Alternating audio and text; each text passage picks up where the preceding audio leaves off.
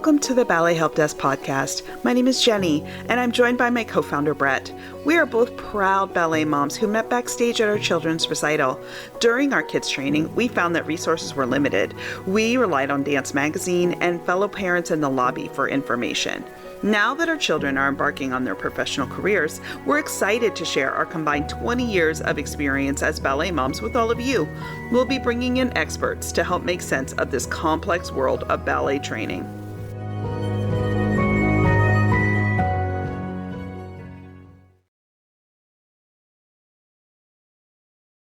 Hi, I'm Brett Gardner, and I'm here with my co-founder of Ballet Help Desk, Jenny Wong. And we are fortunate enough to be joined by Emily Brunner, who is a professional dance photographer. So Emily, thank you so much for joining us today.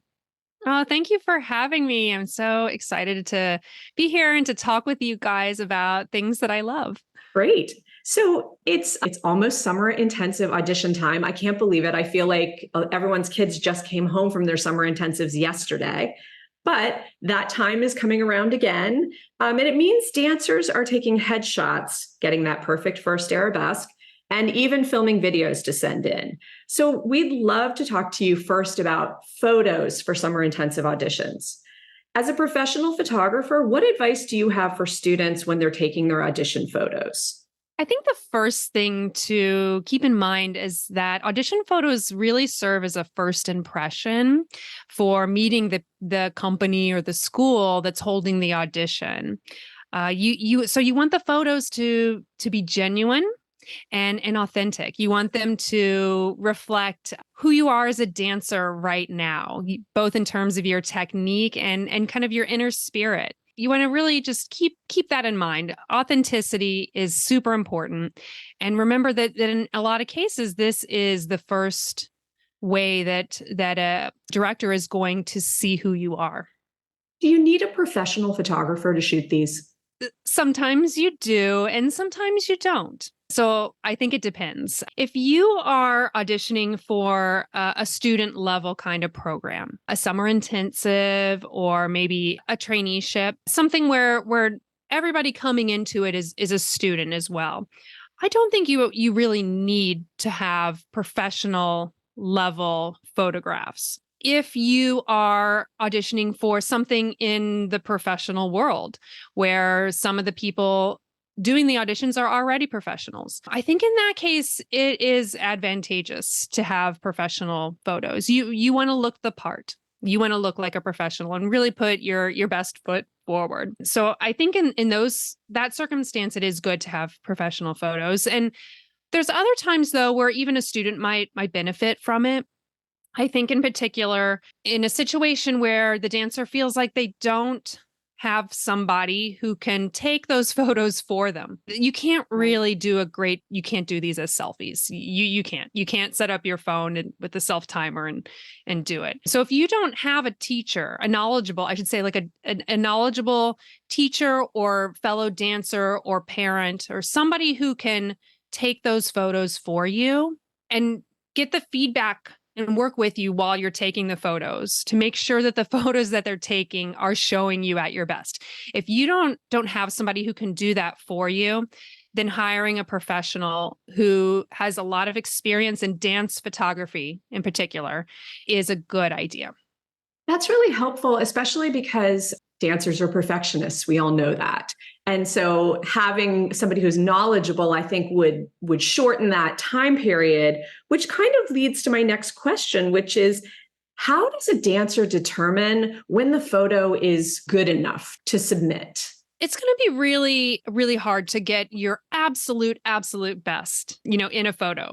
You might be able to get your very best arabesque ever during that photo session, but odds are it's not going to literally be your best because, honestly, like, how do we even know exactly what our best is? Like, our best is always yet to come, right? So what I'm going to say is that the photo is good enough when it shows you at your almost very best. In that's subjective a little bit. This brings up the point that sometimes a dancer, as a perfectionist, can just keep doing it over and over and over and over again, trying to do it a little bit better, a little bit better, a little better. Having that photographer with you, whether it's the professional you hired or your teacher or a fellow peer, having that second opinion with you can really help keep you on track so that you don't kind of like go down a rabbit hole of just doing it over and over and over again. And even better, and I think this is really important, as you're taking the audition photos, I really think that you should be working with a photographer so that you can see the photos as you are taking them. So let them take a couple test shots and then get it, take a real shot and then look at it together and talk about what you like about it and what you think you can do better.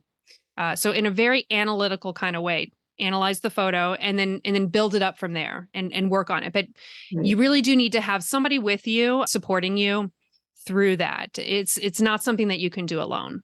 It also sounds like you should plan a decent block of time to be doing some of this rather than just jumping into the studio after class ends and shooting a couple shots and being done with it.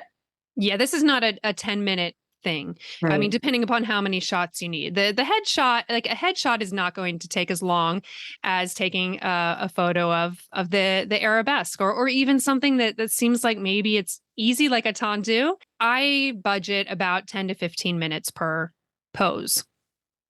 I see. And going back to having that dialogue, I think that's a really helpful point for dancers to recognize that they should look at those photos as they're going along and talk with the photographer, whoever it is, about what they like and what they don't. How can a dancer or parents help their kids initiate that conversation, especially if they're not pleased with how things are looking? From a professional photographer's perspective, that should really be part of their workflow. Any photographer who has experience doing audition photos is going to have that as a part of their workflow. And if you're not hearing that in the communication from them before the session, it's something to ask about. Like, hey, are we able to see these photos as we go so we can work on them together? That's a nice, respectful way to word it. And really, the dancer can use that same language when they're talking with the teacher or the friend about taking the photos. Great. I'm so glad you can do these photos for me. Thank you.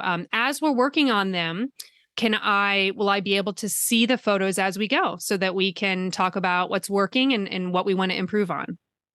That's really great advice because I think a lot of dancers, they're used to being rule followers. And so they're not always excited to speak up on their own behalf. Actually, I want to kind of dive into the weeds on photos at this point. And a lot of kids don't know when they're taking their photos, like what angles should they be using and how should they be posing? And so I want to just kind of really rapid fire go through some of these different areas. And the first one is, what do you think is the most flattering headshot position? So for headshots, before we talk about positions, I want to say that I actually think the lighting in the headshot is more important or maybe equally as important as the actual position or pose of a person's head. Lighting is so important in photos. Lighting is everything that makes a photo. So you want to make sure that you have flattering light on your face for the headshot.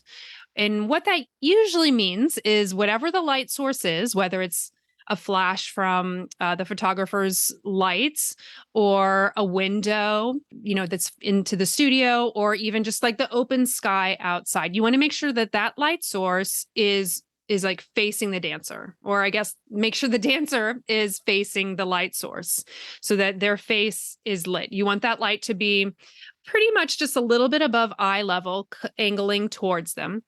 If the light is coming from straight above, it's going to cast dark raccoon eye shadows. You're not going to see their eyes. If that light is coming from below, like reflecting off something on the floor, maybe, or the ground outside, it's going to create that kind of like campfire, got the flashlight under my chin kind of look to it. And if the lighting is too far to the side, it's going to look like they have half a face. So that's a really important thing that I think is underappreciated. So make sure that your photographer knows light, or if you're doing the headshots yourself, just make sure you're facing the light. So then in terms of flattering headshot positions, you want to just make sure that you can see a clearly defined line in your jaw. That usually means having the camera just a little bit above eye level. when with dance shots, you can get a little more artistic, and sometimes the camera is a little bit lower and maybe the chin is raised just a little bit, to kind of have that bold posture going on.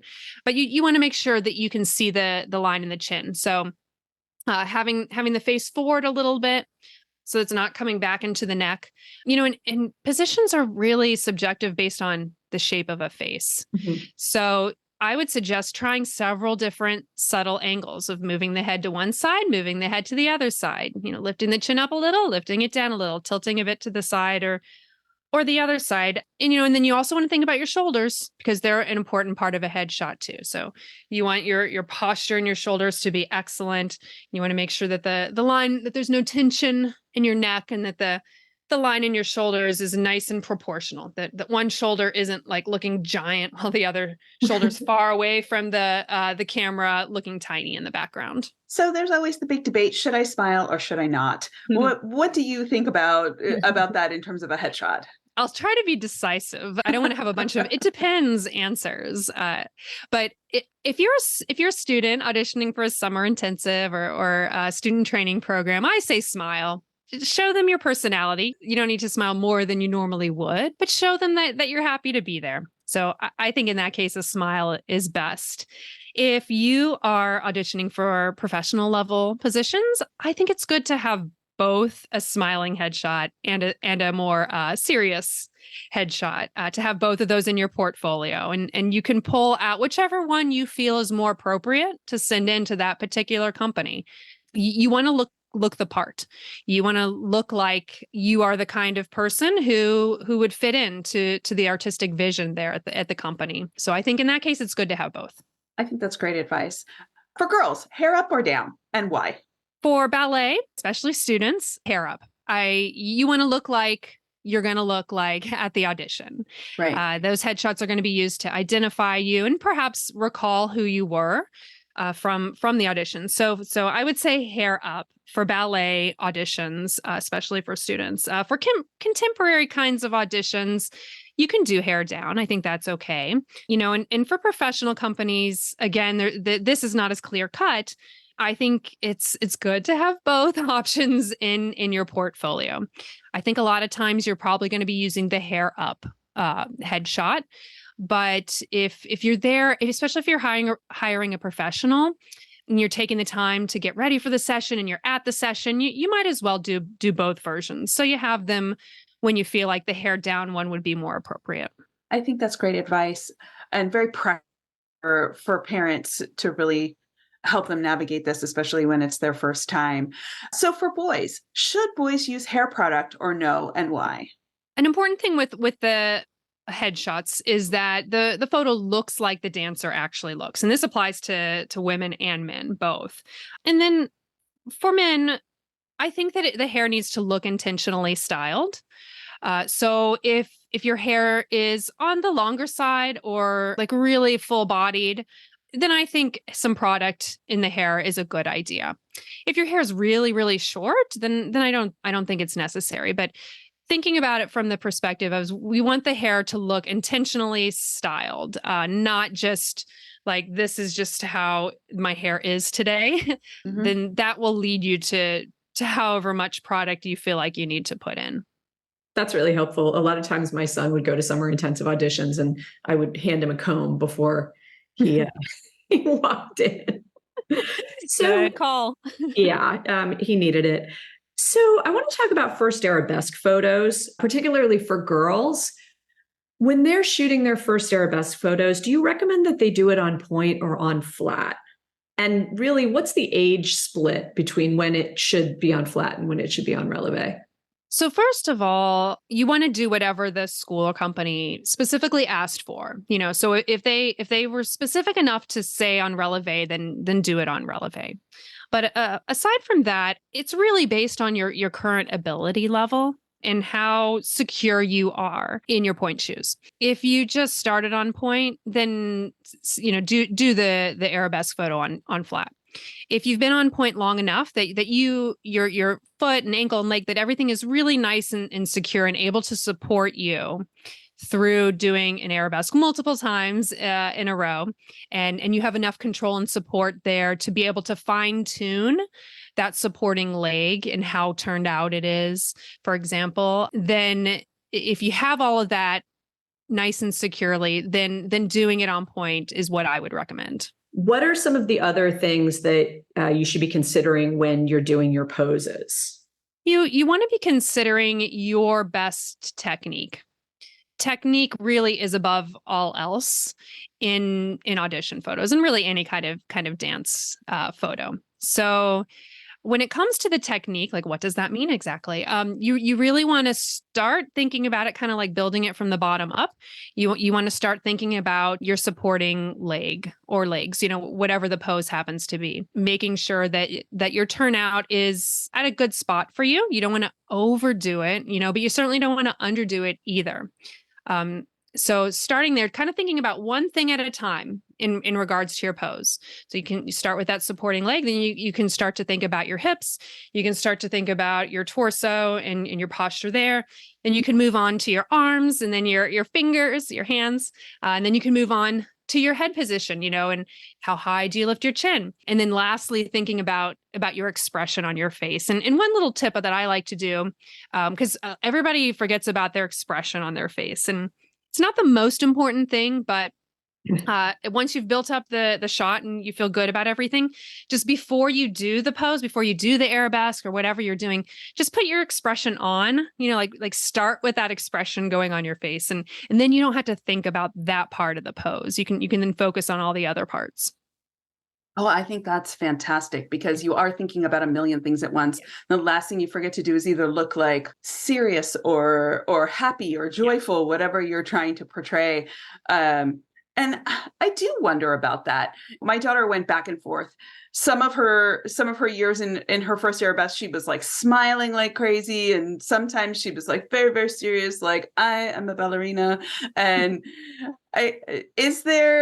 I know we talked about that before about smile, yes or no, and headshot, but in your first arabesque photo, what should they be thinking about in terms of expression? Should they be just thinking about, should it be more joyful or more serious? I don't think there's ever a negative to being joyful in an arabesque photo. Like we're all humans, right? And emotion and mood and all of that is contagious. It really is. So if somebody sees your arabesque photo and you just look like you're full of joy, I guarantee you the person looking at the photo is smiling. Like they might not even realize that they're smiling, but it's totally contagious. So if you're able to add that little extra to your photo, then definitely do it. Okay, I agree with you. I always thought that too. And my daughter pushed back on me and always said, no, Mom, I'm supposed to look serious. Everyone says the pictures are supposed to be serious. And I always thought she was wrong. So this is very nice to get like pro affirmation. I think it's totally fine and great if you can convey the joy that you feel for dancing. You want the directors to see that you love what you do. Absolutely. So in talking about taking that first arabesque photo, are there certain angles that are most advantageous? And are there some angles like where you should really are big no-nos where you should not shoot from that angle? Yes, for sure. Especially, with any dance pose, whether it not even just arabesques, you want to show everything in proportion without getting too like geeky with the photography side of things.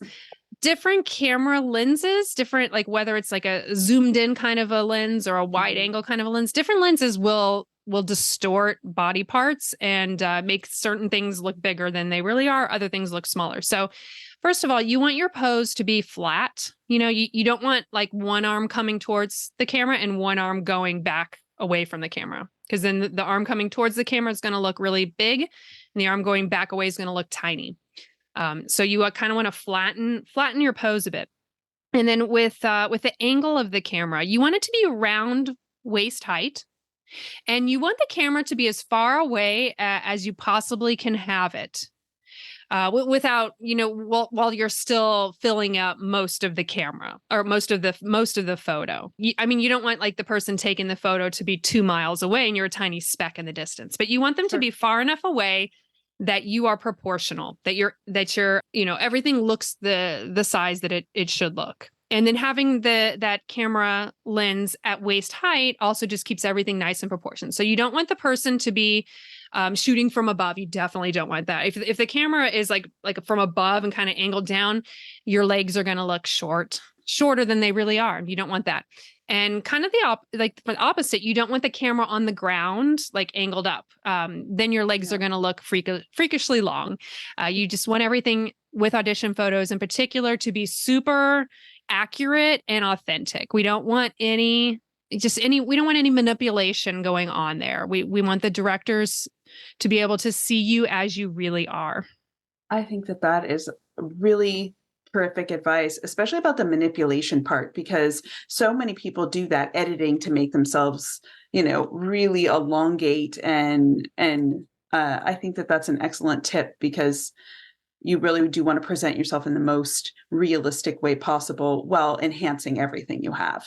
Yes, absolutely. I mean, your professional integrity is at stake there. You really don't want to be misleading or dishonest in any way with these photos, and doing any kind of Photoshop work to your body, aside, I don't know, maybe removing a blemish on your cheek. You don't want to do anything more than that to audition photos at all. What are some of the key things when you're evaluating your photos? So when you're having those conversations with the photographer, after you've taken a few shots, what are some of the key things that people should really be looking for to make sure that those photos are exactly right? Is it turnout? Is it a really, really straight leg? What are some things that people can really hone in on to find that great photo? So it really is all of those, all of the things, like all of the gazillion things you're thinking about with your technique. They are all important, but sometimes you just can't get them all perfect because of where you're at currently, in your dance journey. You want to have priorities. Like, what's the most important part? I think the most important part is going to be your supporting leg, followed by your working leg, like the leg that's moving. If we're talking about an arabesque, for example, then moving on to your hips and your torso, moving on then to your arms, and your head placement. So kind of thinking about your body from the floor on up and prioritizing it that way. Thinking about it that way, your turnout is pretty important. Your turnout's going to be more important than your finger placement, for example. We see people posting pictures of their kids online and asking people for advice on which photos to use. I saw this all the time when my son was younger, that some parent would put up all these photos and be like, which one? And I would look at those and go, I have no idea. So who do you think should be involved in evaluating those photos? I feel like crowdsourcing probably isn't your best move in this case. I think that you want to get the opinions of people who know what they're doing, people with experience in it. So asking a teacher or multiple teachers is a great move. Asking fellow dancers who you respect, who are at a level where you're at or beyond where you're at currently, is a good move. Asking a parent or another fellow dance parent can totally be valid. You just want to make sure that the person's advice you're taking has experience and can offer some truly valuable help that way. Yeah, crowdsourcing, you probably just don't quite know how qualified each person is to answer that. It can be a fun thing to do, just to kind of get another, majority opinion, see what happens. But I think you ultimately want to place your trust. I should also say, trust yourself as well. Trust your own judgment, but put that trust in the people who in real life, who are knowledgeable and able to help you with that. Right. That's really helpful, because I remember when my son would ask me, I'd look at them and say, I have no idea. Ask somebody who knows what they're talking about. And this is when he was younger.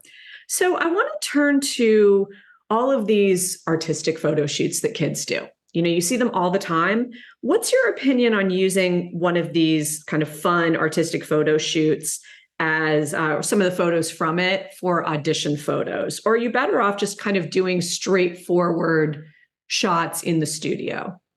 In most cases, the super fun artistic shots are not going to really be appropriate for audition photos, because you want audition photos to be really just transparent and clear and mostly showing your amazing lines and technique and spirit and personality. That's what you want to make sure the audition photo does. So a lot of creative, beautiful dance portraits that are going to be your favorites. They're going to evoke all kinds of emotion in you. A lot of those are going to have things about them, aspects to them that obscure, what you're doing. For example, big skirts, super fun to use, right? But they're going to hide your legs. Like silks in the background, kind of the same thing.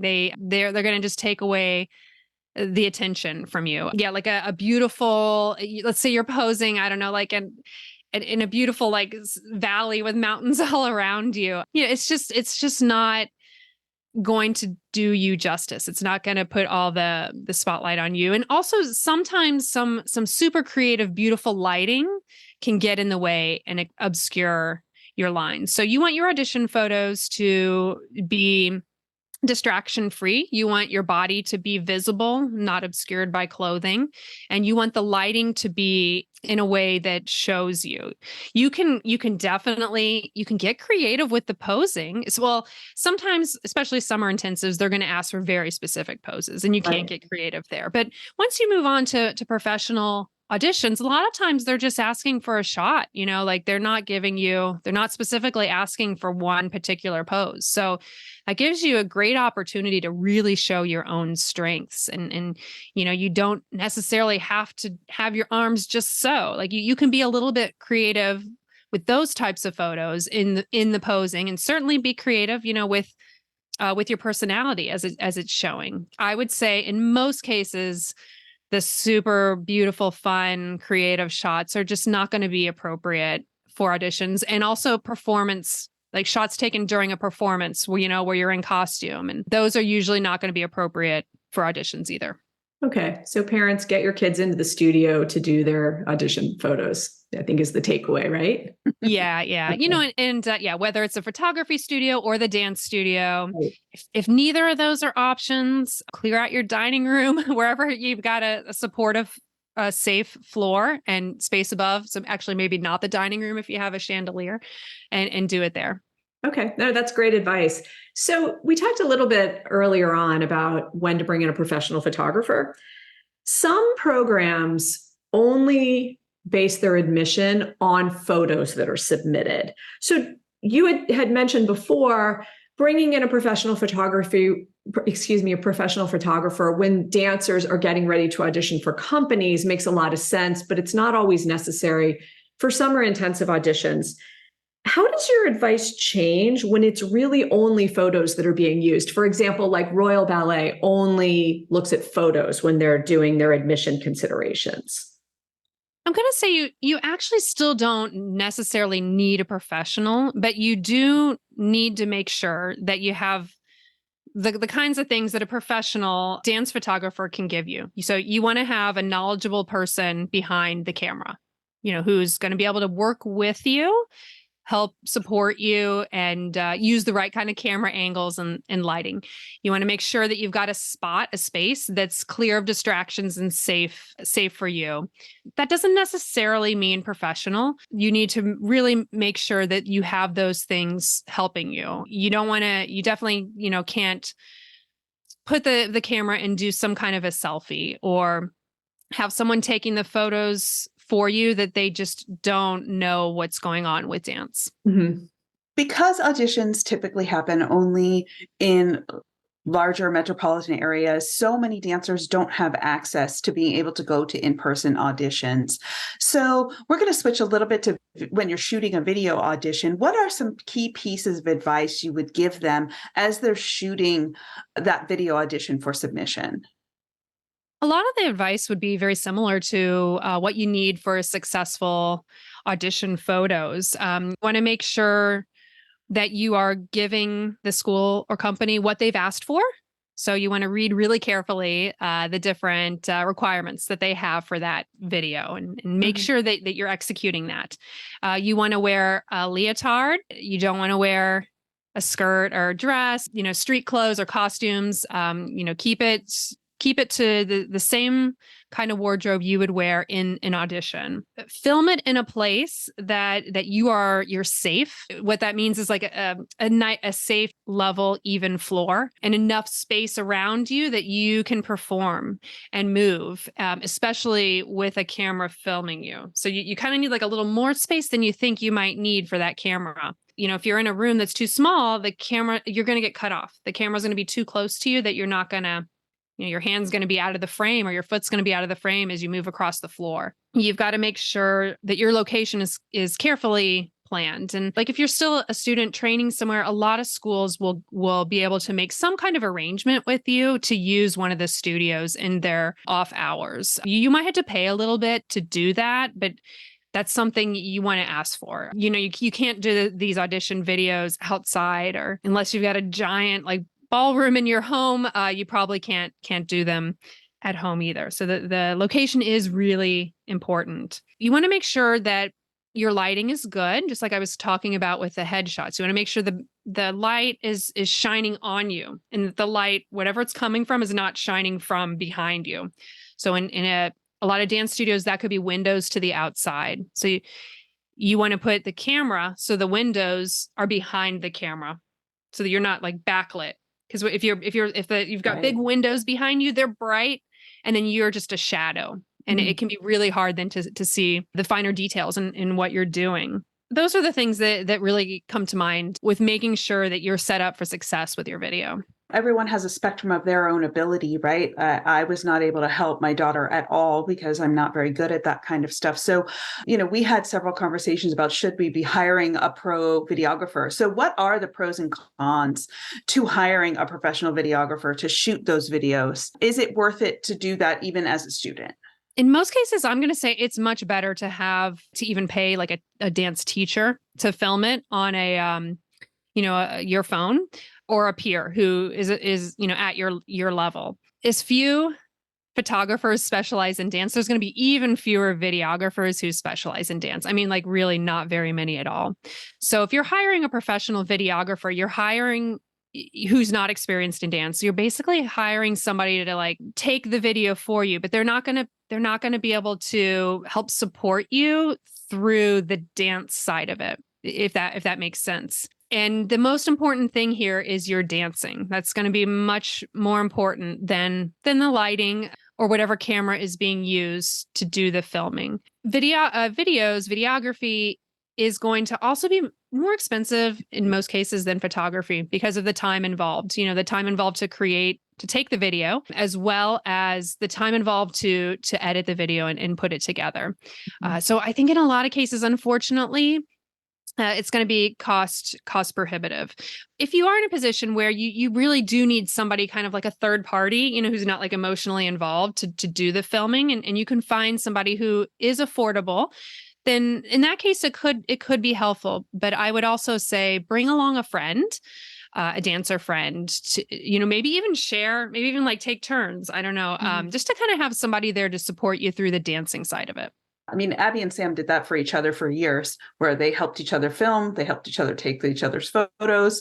Are there some do's and don'ts for filming an audition video? On top of that, are there some do's and don'ts for editing? Because the editing piece is a whole separate one that is really difficult.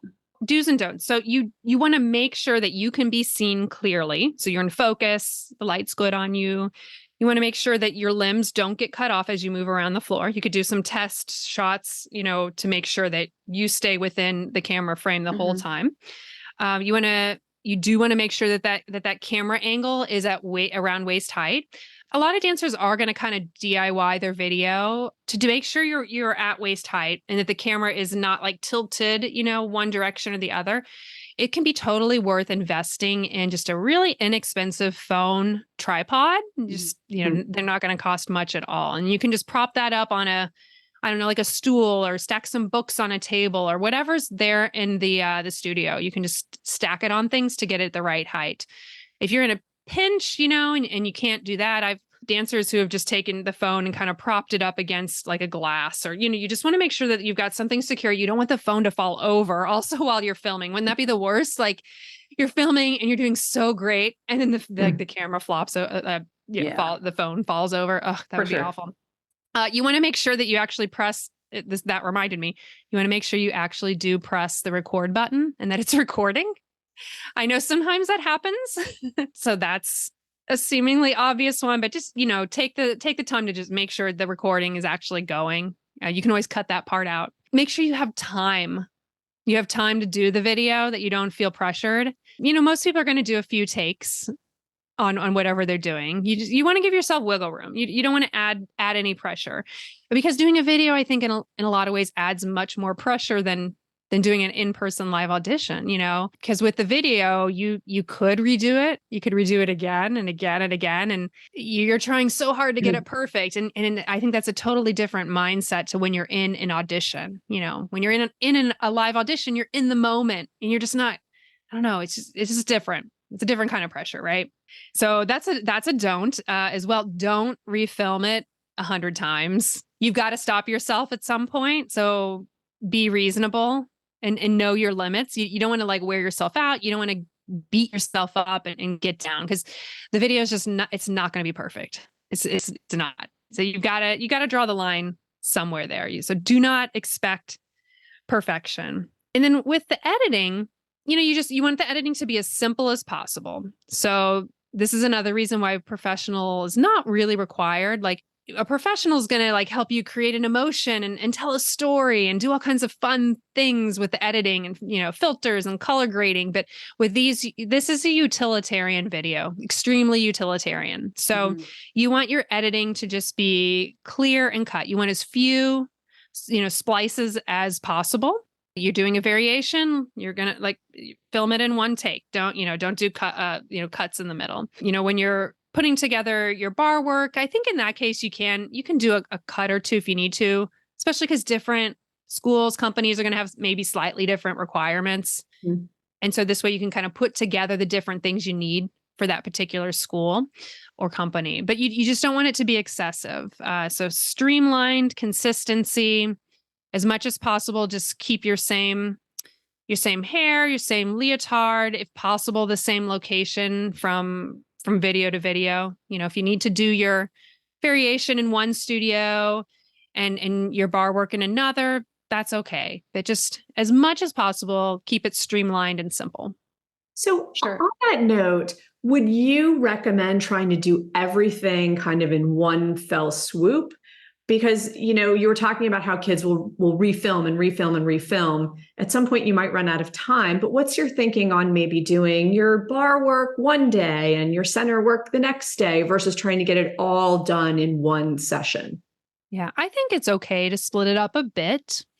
I think, especially, when variations start to come into play with it, you could film your classical variation one day, the contemporary one another day, and then, do your bar and center work on another day. So I would kind of think about those different pieces and try to keep each of those pieces on one day. And wear the same clothes and keep the same style to try to maintain the consistency, even if you are doing it over the course of a few filming sessions. Yes. And I think most people are going to do it over a few sessions. Yeah, because studio time can be limited. A dancer's time is limited, if they're putting together different parts of this after rehearsals or before class, or probably not before class, but it's not always going to be possible to do it all in one swoop. And that's fine. Yeah. I mean, and a few other things like that. I know my daughter did all video auditions this year because she had an injury. So she spent a lot of time thinking about the actual combination she wanted to do, and then spent a ton of time with her editing.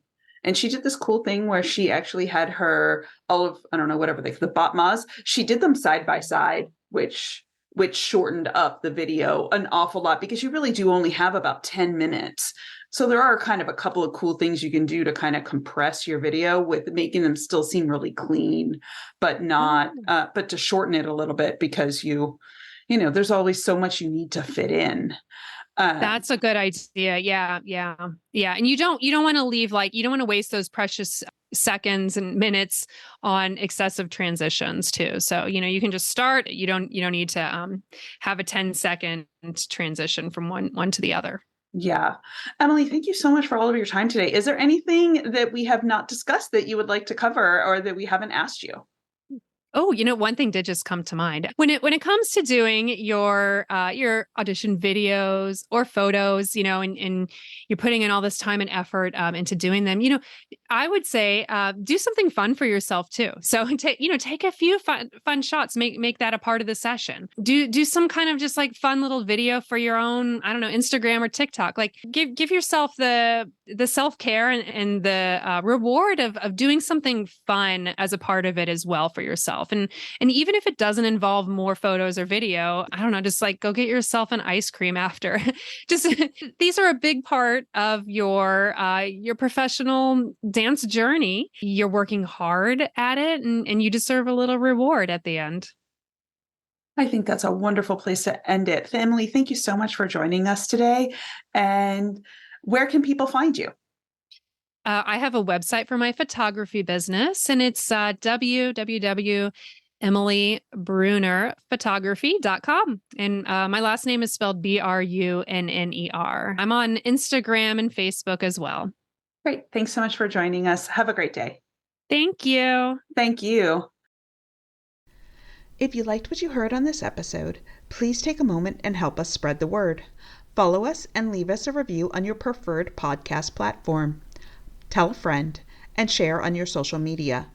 Also, now that your dancer has returned from their summer intensives, please head over to ballethelpdesk.com and leave an anonymous review of the program. Help your fellow dance parents by letting them learn all about the good, the bad, and everything in between. Thank you to Emily for joining us today. Make sure to check out our show notes to learn more about Emily and even book a fabulous photo session with her. If you want to take audition photos like a pro, head over to ballethelpdesk.com, click on our Summer Intensive Bootcamp page. You'll find Emily's amazing blog filled with tons of tips and tricks that will help you nail your audition photos. We are beyond grateful for all the love and support we have received from you this year.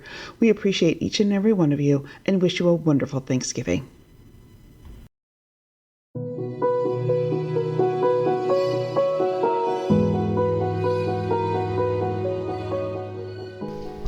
Stay in the loop on all of our latest content, subscribe to our newsletter at ballethelpdesk.com and follow us on Facebook and YouTube. Until next time, have a great day.